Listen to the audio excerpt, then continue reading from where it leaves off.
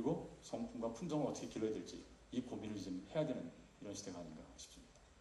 실험을 하나 해봤어요. 잠들기 전에 3시간 동안 게임과 이런 이제 인터넷에 노출된 사람들을 밤에 잘 때 뇌파를 한번 찍어봅니다. 보시는 것처럼 위에는 비정상적인 뇌파고 밑에는 정상적인 뇌파인데 이것은 렘 상태라고 한다고 하거든요. 보통 정상적인 인간이 7시간 내지 8시간 수면을 잘 취하면 이런 렘 상태, 깊은 숙면의 단계를 한 4번 내지 5번 진입을 한다는 거예요. 이때는 근육파와 뇌파가 아주 안정적인 파형을 유지합니다. 그런데 수면 직전에 3시간 동안 게임이나 인터넷 한 친구들은요, 밤새도록 뇌파가 춤을 춥니다. 악몽을 꾸듯이 뒤척이는 거예요. 아침에 눈을 뜨면 자긴 잤다고 생각해요. 하지만 뇌는 잠을 못 잔 거라는 거죠. 학교에 가보십시오. 집중할 수가 없는 거예요. 이런 습관이 3개월, 3년 지속되다 보면 집중력에 문제가 생기고 성적의 문제, 사회성의 문제가 발생할 수밖에 없다는 거죠. 특히 10대 때 이런 수면 장애로 인한 스트레스는요, 치명적인 결과를 초래할 수 있다는 게 뇌과학자들의 일관적인 견해이기도 합니다. 과잉행동장애, 집중력장애, ADD, ADHD 많이 들어보셨죠? 지금 아마 주일학교 아이들 10몇 년 동안 계속 아이들 만나보신 분들은 다 공감하는 얘기예요. 과거와 다르게 지금 아이들 어떻습니까? 굉장히 산만하다. 5분 이상 지속적으로 앉아있지 못하다. 돌아다니지 않습니까? 최근 이런 경향은 더 높아지고 있습니다. 우리나라는 지난 5년 동안 3배가 증가한 것으로 알려져 있고요. 2008년도 서울 서초구 보건소는 아예 충격적인 보고서를 발표합니다. 초등학교 입학을 앞두고 있는 아이들 20%가 지금 ADHD 판정을 받았다.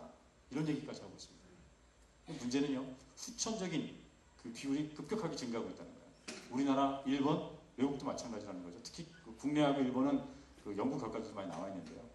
초등학교 5, 6학년 아이들, 중고등학생들, 심지어 대학생들이 ADHD 판정을 받는 비율이 급격하게 높아지고 있습니다. 이런 후천적인 원인을 독일의 정신의학자들은 뇌의 과부하 때문이다. 이렇게 설명을 하고 있습니다. 어릴 때부터 지나치게 이런 영상과 자극에 노출되어 있다 보니까 뇌에 문제가 생기기 시작했다는 거예요. 지난해 10월달 미국 브라운 대학의 교수들은 이런 실험을 하나 합니다. 중학교 3학년 고1짜리 학생들 대상으로 4가지 매체를 가지고 실험을 해요. 인터넷과 TV와 소니와 닌텐도와 같은 콘솔 게임기, 그리고 요즘 우리 아이들이 가장 선호하는 인터넷 온라인 게임, 이 4가지를 가지고 아이들한테 어떤 영향을 미치는가 연구를 합니다. 결과는 콘솔 게임, 미국은 우리처럼 뭐 온라인 게임, 인터넷이 일반적으로 다 이렇게 깔려있지 않다 보니까 아직까지 게임기를 많이 쓰고 있다는 거죠.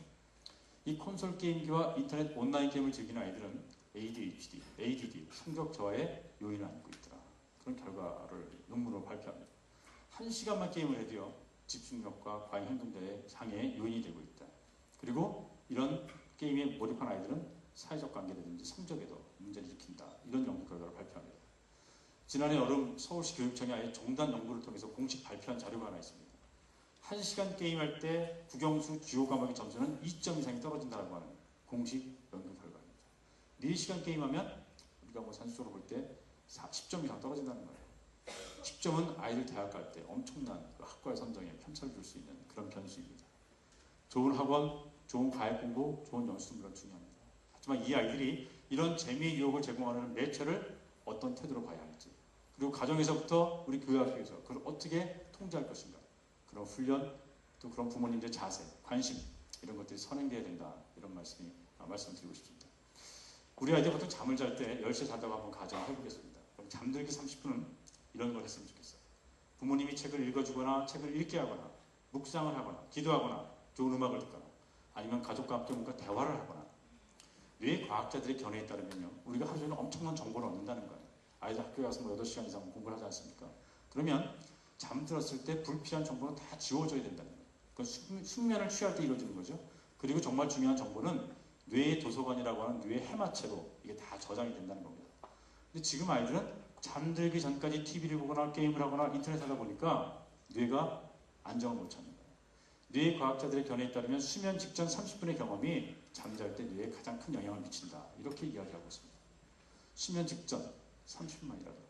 우리 크리스찬 학생들은요, 9시가 넘으면 다 껐으면 좋겠어요. 9시 이후에 안 보는 그런 훈련을 했으면 좋겠어요. 10시가 되면 또 드라마들 이록하지 않습니까? 요즘 제 안에서 수목 드라마 또 누구죠? 노포준 나오는 거. 거기 빠져가지고 난리가 나요. 아이들도 잠을 안 잡니다. 안 보는 게 좋겠죠. 이런 훈련. 그러다 보면 성경학교 때만이라도 그때야 뭐 어차피 안 보겠습니다만 이런 훈련이 중요하다는 거죠. 요즘 아이들이 가장 선호하는 게임 3가지를 제가 나열해봤습니다. 아이들이 이렇게 얘기해요. 와, 서든이다, 스포다, 카스다. 다 약자로 이야기합니다. 이것은 1인칭 시점에서 총을 쏘거나 칼을 휘둘러서 목을 날려버리거나 머리가 깨지거나 사지가 찢어지는 유혈이 낭자하는 이런 게임들입니다. 폭력을 통해서 아이들은 게임을 통해서 폭력을 간접적으로 경험하죠. 지금 대한민국 초등학교 아이들 50% 이상이 즐기는 게임입니다. 4, 5, 6학년 중고등학교 학생들은 거의 100% 이상 이런 게임을 즐기고 있습니다. 폭력을 놀이로 알고 있습니다. 실제로 그런 연습까지 하고 있는 게 우리 아이들의 현실입니다. 이 게임은 국내에서 만들어졌는데요. 미국과 러시아와 중국에서는 지금 랭킹 1위를 달리고 있습니다. 보시는 것처럼 이걸 클릭해야 게임을 시작합니다. 오늘도 헤드샷, 내일도 헤드샷. 오늘도 목을 자르고 내일도 목을 치러갑니다. 제가 저희들이 그 초등학교 아이들 대상으로 해서 4시간짜리 예방교육을 지금 몇 년째, 5년이 넘도록 진행을 하고 있습니다. 그 아이들이 그림을 제가 오늘 보여드리지 않았습니다만 저도 상상할 수 없는 그런 그림들이 나오고 있습니다. 이런 일상적으로 보는 게임 때문에 아이들이 그런 행동을 보이는 것들이죠. 아이들이 즐기는 이런 놀이 미디어가 아이들 전쟁과 폭력을 경험하고 학습하는 이런 도구가 된 지 이미 오래입니다. 미국 컬럼바인 고등학교에서 고등학생 둘이 총 2자를 가지고 학교 안으로 들어옵니다. 식당과 도서관을 오가면서 총을 쏴야 되죠. 그날 13명의 학생과 교수가 목숨을 잃습니다.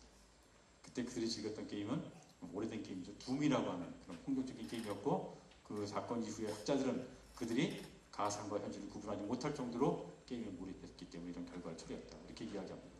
5년 전이었습니까? 미국 버지니아 공대에서 한국계 학생 조승이라고 하는 대학생이 권총을 쏴대기 시작합니다. 그날 32명의 교수와 학생들이 목숨을 잃습니다. 그때 그가 입었던 복장입니다. 범행 당일도 이런 복장을 입었고 범행 직전에 자기가 동영상을 찍어서 방송사에 미리 보냈던 비디오 테이프에 나와 있던 그런 영상의 스틸컷이죠.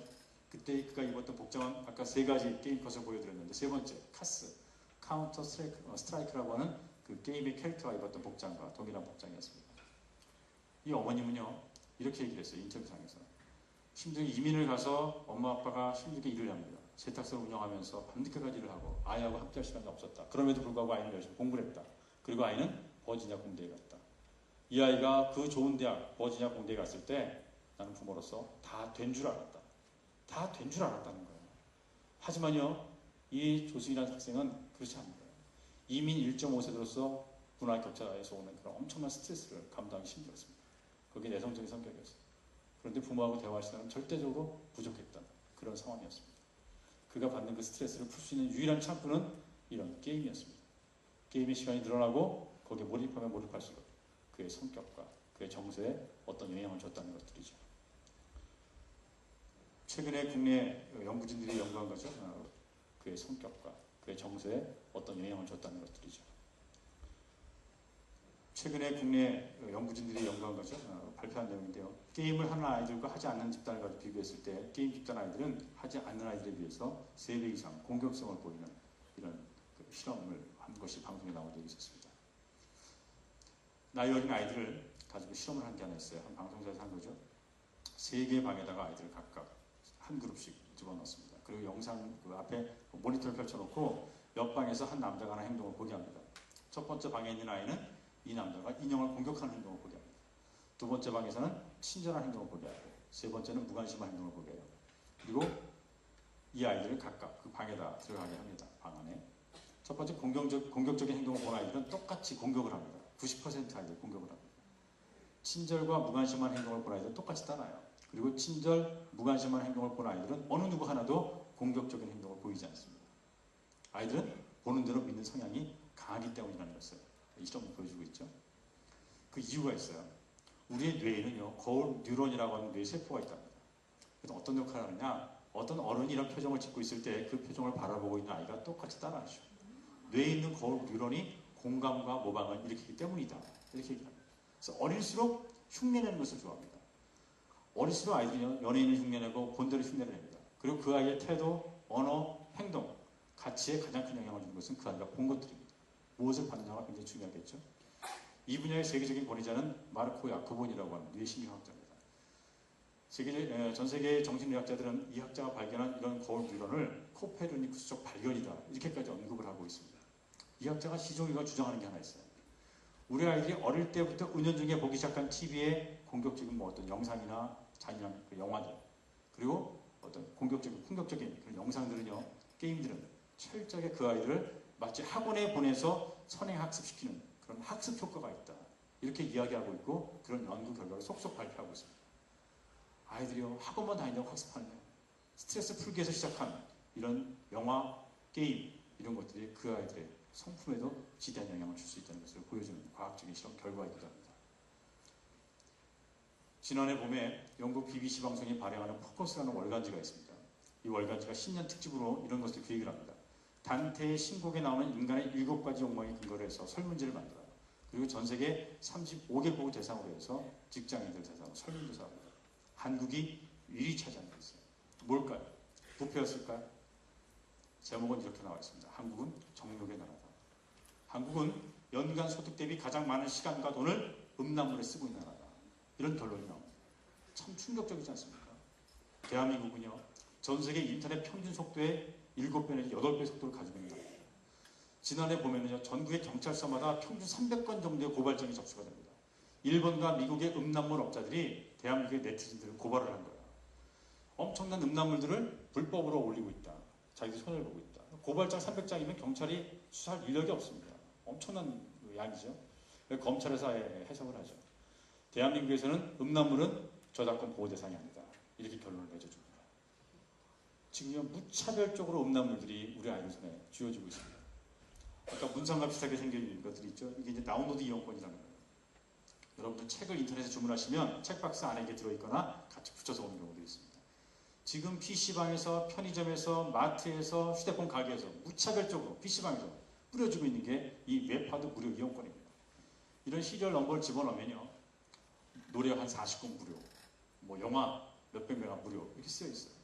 어른들은 모르니까 야, 너 음악 mp3 좋아하지? 나가서 음원도 다운 2곡 받을 수 있겠다. 가져. 이거 줄 수 있는 거예요. 그런데요, 아이들 손에 이게 들어가면 20곡 내지 40곡 음악을 다운받기 위해서 몇 배 많은, 몇 수천 배 많은 음란물 속에서 그 음악을 찾아야 되는 이런 상황에 직면하게 됩니다. 정부의 공식 발표 자료입니다. 지금 초등학교 아이들이 절반 정도가 매일같이 이 음란물 사이트에 들어가고 있다는 겁니다. 여러분, 지금 초등학교 저학년부터 고등학교 3학년까지 우리나라에서요, 가장 음란물을 많이 보고 있는 학년이 몇 학년일 것 같습니까? 중학생이요? 초등학교 5학년이라는 통계가 나와 있습니다. 왜 그럴까요? 초등학교 5학년은요, 입시에 대한 절대 부담이 없는 시절이에요.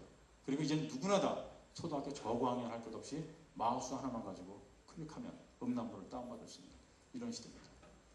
미국의 빅터 크라이라는 학자는 이런 얘기를 합니다. 호기심의 야동을 보지만 반드시 실행으로 옮기게 되어 있다. 이런 얘기입니다. 특히 어릴수록 인지 능력과 자기 통제력이 미숙하기 때문에 이런 자극적인 영상은 그 아이들 행동에 지대한 영향을 줄 수밖에 없다는 거죠. 성인을 대상으로 실험을 해볼 때요, 야동을 볼 때 뇌를 보십시오. 극도의 흥분 상태를 유지하고 있습니다. 어른이 보기에도 이런데 우리 아이들이 이게 노출되었을 때 어떤 일이 벌어지겠습니까? 한 흥미로운 실험이 하나 있었습니다. 한 대학병원에서 실험을 했는데요, 우리나라 10대 아이들한테 음란물을 보여주는 것은 불법입니다. 그래서 대학생 120명을 대상으로 실험을 했어요. 40명씩 3개의 방에다 집어넣고 20분간 각각 영상을 다른 걸 보게 해요. 첫 번째 방에서는 자연 다큐멘터리를 보고요, 두 번째 방에서는 에로 비디오를 봅니다. 세 번째 방에서는 요즘 아이들이 가장 많이 보는 폭력적인 야동을 보게 합니다. 그리고 실험을 하나 합니다. 전통적으로 정신의학자들이 그 사람의 공격성을 측정하는 방법이 하나 있는데요, 이런 거예요. 다트 가운데에 사람 얼굴과 사물을 교차해서 보여줍니다. 사람 얼굴이 있음에도 불구하고 다트를 던지면 그것은 폭력성이 있는 것으로 인정하는 이런 실험 방법입니다. 자연 다큐멘터리를 보고 나온 대학생들은 거의 던지지 않습니다. 주저합니다. 사람 얼굴을 보자마자. 하지만 야동을 보고 나온 친구들은 거침없이 던집니다. 무려 8배 이상을 던져요. 이 실험 영상을 보고 있던 그 실험을 이제 주최했던 그 연구자들은 이렇게 이야기를 합니다. 단 20분 동안 야동을 봤을 뿐이지만 이 사람은 정상인보다 8배 이상 공격성을 보이는 위험군이다.